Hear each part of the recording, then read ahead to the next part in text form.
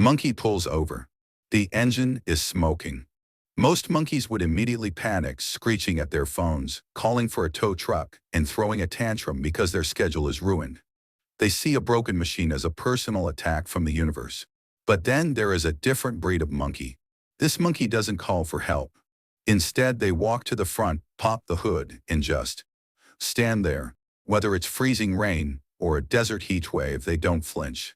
As they stare into the messy tangle of wires and metal, something in their brain shifts. The frustration evaporates. The anxiety goes quiet. If you look closely at their face, you won't see a victim. You'll see someone experiencing something that looks almost like relief. For this monkey, the breakdown isn't a disaster, it's an invitation to a game they already know how to win. For monkey, the car is just a pile of metal. But for brain monkey, the car is a gateway to a different reality. Most monkeys go through the jungle outsourcing their problems. If a branch breaks, they find a professional branch fixer. If a banana tastes weird, they find a banana explainer. Monkey thinks this is normal. Monkey thinks the world is a series of black boxes that only experts can open. But when monkey spends a Saturday covered in grease, staring at an engine that refuses to cooperate, a shift happens in the jungle campy. This isn't something monkey can learn by scrolling or reading a top-end car hacks PDF. It happens in the driveway where the problem is loud and forgiving and doesn't care about monkey's feelings. This environment builds a specific kind of banana confidence. It can't be faked. It can't be borrowed. It's the moment monkey realizes the machine is actually noble. While other monkeys see a chaotic mess of wires, this monkey starts building a 3D mental map of an invisible system. Neuroscientists call this embodied cognition. It means monkeys' hands and brain have stopped acting like separate animals. They are now one single unit. The knowledge isn't stored in a vocabulary list. It's stored in the muscles. It's stored in the click of a perfectly seated bolt. It's stored in the silence after a leak finally stops. When you ask this monkey how they knew the alternator was failing, they'll probably just shrug and say, "It felt wrong." Monkey isn't being mysterious. Monkey is being accurate. The knowledge has moved below the level of words and deep into the hardware. Most monkeys live in a world of subjective opinions and maybe. But in the garage, monkey is dealing with absolute truth. The machine doesn't lie. It doesn't have an ego. It just follows the laws of the jungle. By interacting with the metal, monkey isn't just fixing a car. Monkey is reconstructing how they perceive reality itself. Monkey stops being a passive passenger in the world and starts becoming the architect of it. The car was never the point. The point was proving to monkey that the world isn't a mystery, it's a system waiting to be understood. From the outside, monkey looks stubborn. Other monkeys bring the manual. They quote the experts. They point at the diagnostic screen and say, "The computer says the banana is fine." But this monkey just shakes their head. Monkey has been here before. Monkey remembers the time the manual was dead wrong. Monkey remembers when the certified expert missed the tiny hairline crack that only monkey's own grease-stained fingers could feel. Over time, something shifts in brain monkey. Monkey stops trusting loud voices and starts trusting direct contact.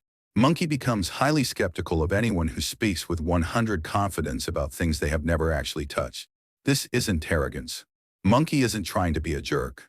It's a different way of knowing the world. It's an epistemology of the wrench. It's a truth forged in the heat, the frustration, and the specific silence of a problem that finally gave up because monkey refused to look away. Monkey doesn't want the theory. Monkey wants the data from the dirt.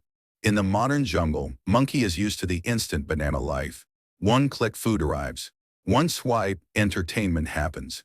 Monkey thinks everything should follow a fast-forward button. But the engine? The engine doesn't care about monkey's Wi-Fi speed. Fixing a machine has an unnegotiable timeline. There are sequences monkey must follow. There are torque specs that exist because of physics, not because some bureaucrat said so. If monkey tries to life hackable or skip a step to save 5 minutes, the problem just respawns, usually louder and more expensive than before. This teaches monkey a rare lesson. Some things simply cannot be rushed. As monkey internalizes this, the brain upgrades. Monkey becomes unusually patient with slow processes in real life like relationships or career growth. Monkey starts looking sideways at anything promising a quick fix or a 7-day miracle. Monkey realizes that if it's built on a shortcut, it's probably going to break. For most monkeys, learning usually happens in a boring classroom with a textbook. But for a specific breed of monkey, the real education happened in a greasy garage on a Saturday afternoon. Maybe it was an older monkey ape parent or an uncle who didn't say much. They didn't give a lecture. They just handed over a heavy wrench and waited. There was no syllabus, no PDF, no 5-minute life hack. What was being passed down wasn't just how to fix a radiator. It was a relationship to difficulty. It was the art of sitting with a problem instead of screeching and running away to find a distraction. The car was just the medium. The real lesson was how to exist when things aren't working. This is why our monkey becomes a core identity. A specific wrench isn't just a tool. It's a biological memory of the moment the world started to make sense. Monkey remembers that first car not because it was fast but because of the person standing next to them, while they both tried to figure out how the universe functioned. Other monkeys misread this completely. They see the confidence and think it's just about machines. They see the quiet focus and call it indifference or stubbornness. But underneath the grease, something much bigger is running. Psychologists call it an internal locus of control. It's the unshakable belief that outcomes are determined by monkey's own effort and understanding, not by luck, not by the algorithm, and not by some expert's permission. This belief changes how monkey handles a difficult boss, a financial setback, or a confusing relationship. Monkey doesn't wait for a rescue team or a get-rich-quick banana. Monkey has a deeply encoded faith in their own capacity to sit still and figure it out.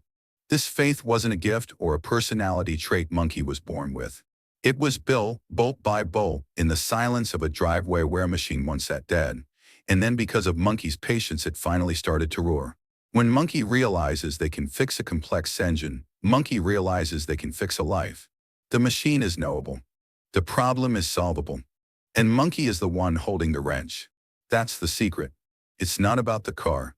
It's about the version of monkey that emerges from under the car smarter, calmer, and impossible to rattle. So Monday morning arrives. Monkey scrubs the heavy grease from under the fingernails, puts on a clean shirt, and steps back into the corporate jungle. The contrast is immediately violent. Monkey walks into an office and hears other monkeys screaming. They are panicking over a delayed email. They are throwing a tantrum over a spreadsheet error. Monkey watches a senior manager flap their arms because a presentation slide has the wrong shade of yellow. The manager acts like a leopard is currently eating their leg. Monkey just blinks. Just 24 hours ago, Monkey was lying on cold concrete, wrestling a rusted transmission into place, while a 3,000-pound block of steel hovered inches above their face. That was real pressure. That was a problem with gravity and physical consequences. This is just digital noise. Monkey realizes that most of the modern canopy is built on fake emergencies. The daily tasks have no torque. The goals have no physical weight. Monkeys are aggressively arguing about synergy, brand alignment, and vibes. You can't put a socket trench on a vibe. You can't measure the voltage of a synergy. This creates a strange friction. The modern jungle doesn't always reward the quiet mechanic. It usually rewards the loudest screech. The monkeys who talk the most bananas, while the monkeys who actually understand how the tree grows are ignored.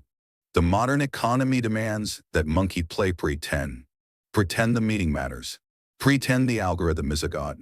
Monkey starts to feel like a visitor from another planet. An alien who understands the actual physics of reality, trapped inside a weird simulation of endless digital notifications. The brain starts rejecting the artificial stress. And this exhausting Hollandwis is exactly what drives monkey back to the tools. In most areas of monkey's life, success is messy. Monkey goes to a meeting and wonders, did that go well? Hard to say. Monkey finishes a project and asks, is this actually good? Well, that depends on which other monkey you ask. Everything is subjective. Everything is an opinion. Most of the time, monkey is just floating in a cloud of maybe, and it depends. But the engine? The engine doesn't have an opinion.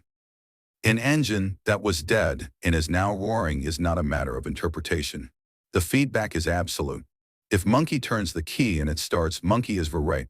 No one can argue with the results. For a monkey living in a world of fuzzy evaluations and uncertain outcomes, the garage is a radical sanctuary. It's a place where reality actually gives a clear answer. This is why mechanical work isn't just about oily hands, it's psychological regulation. When the rest of the jungle feels uncontrollable, when relationships get complicated, or when the future looks like a blurry mess, the engine offers a bounded problem with a noble solution. The monkey who retreats to the garage on a difficult Sunday isn't just hiding from their life. They are restoring their own brain. They are rebuilding the experience of competence and clarity that the rest of the week tried to steal. What looks like a weekend hobby is actually a high-level coping strategy. What looks like a mechanical skill is actually a psychological upgrade. Monkey isn't just fixing the car. Monkey is fixing the feeling of being capable. What looks like a monkey who simply knows how to fix a car is actually a monkey who learned a secret law of the jungle. The world eventually gives way to patient attention. This monkey has discovered that reality isn't a magical mystery box, it's a series of systems that respond to the touch of a persistent hand. So here is the real question for Monkey to sit with.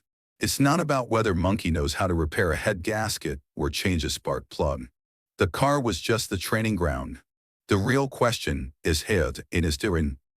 What broken part of Monkey's own life has Monkey been standing in front of with the hood popped up, staring blankly, and waiting for a rescue team that isn't coming? Maybe it's a career that won't start, a health habit that keeps smoking, or a relationship with a flat tire. Monkey keeps looking down the road, hoping an expert will pull over and give the answer. But the jungle doesn't work that way. The answer was always going to require Monkey's own grease-stained hands. Monkey doesn't need a miracle. Monkey just needs to pick up the wrench and start. The monkey says thanks. Like this video. Toss him a subscribe. It keeps the bananas coming.